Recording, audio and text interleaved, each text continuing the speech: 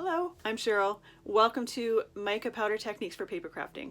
One of the things I absolutely love to do when I'm making a project is adding shimmer and sparkle to it.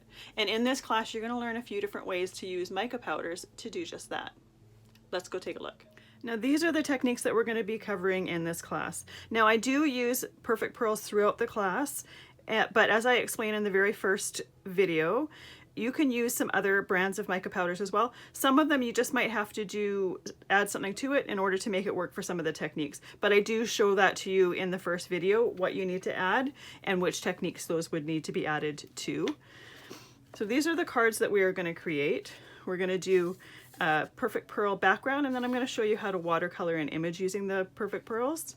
We're also going to talk about interference pearl colors. These two cards were made with the exact same pearl color, but it shows up differently on white than it does on black.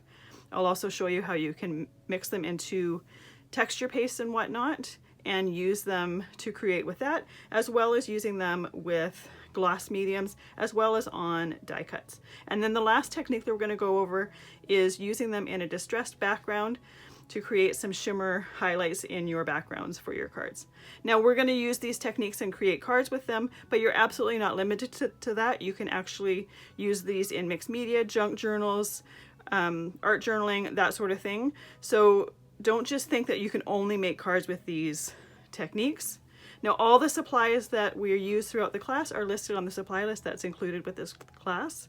Those supplies are also linked to where you can purchase them if you choose, but just so you know exactly what was used for each and every card, they're all listed there, as well as having pictures of each of the samples. Now let's go create some cards with some mica powders.